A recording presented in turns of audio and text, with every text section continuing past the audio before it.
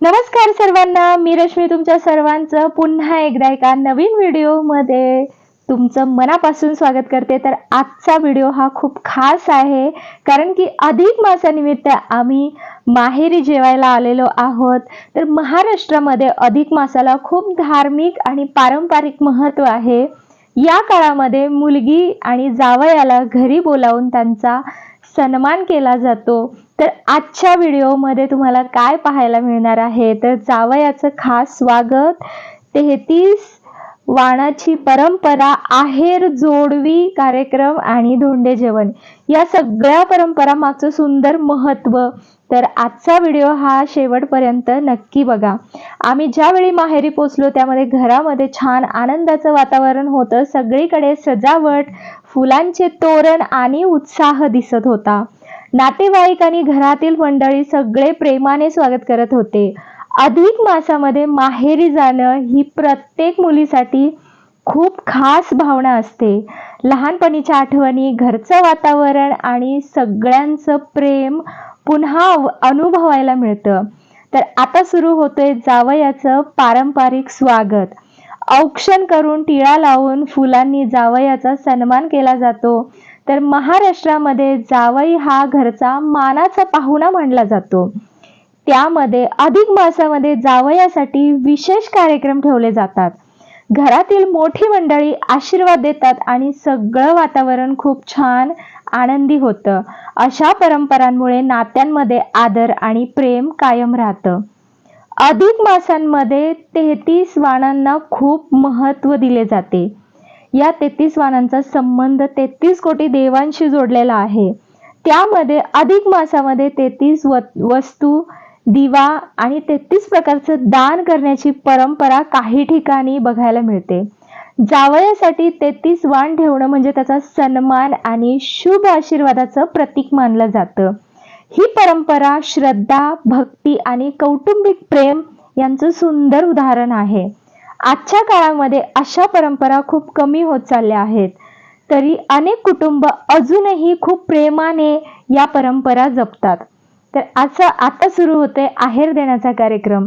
जावयाला आणि मुलीला कपडे, नारळ, मिठाई आणि भेट वस्तू या प्रेमाने दिल्या जातात। हा आहेर फक्त वस्तू देण्यासाठी नसतो, तर त्यामागे प्रेम, आशीर्वाद आणि आपुलकीची भावना असते। अशा कार्यक्रमामुळे दोन्ही कुटुंबातील नाती आणखी जास्त मजबूत होत असतात।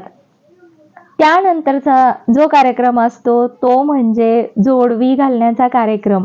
जोडवी ही विवाहित स्त्री सौभाग्याचं प्रतीक मानले जाते।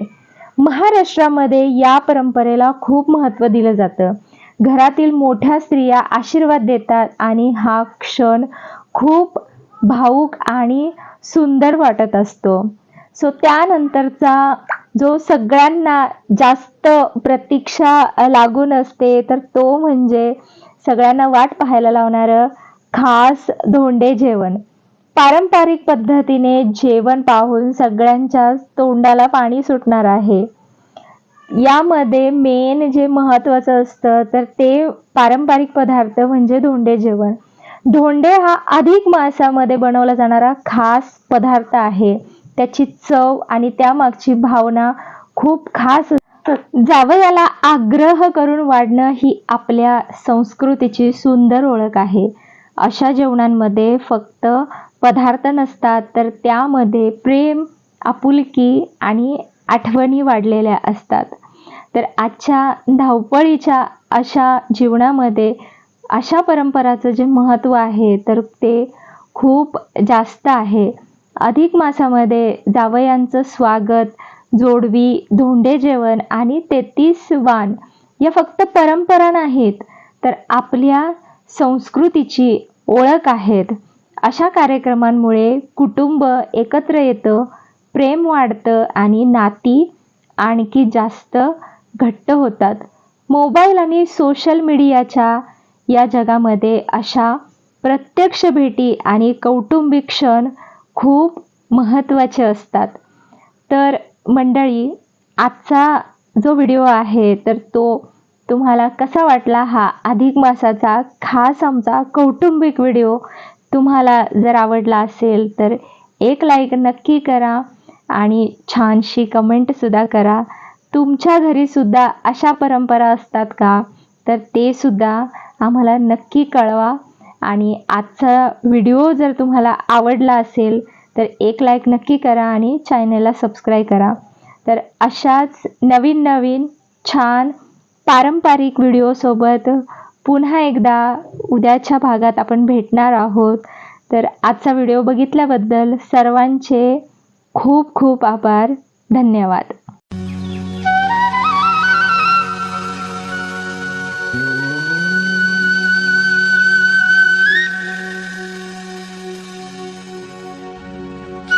Thank you.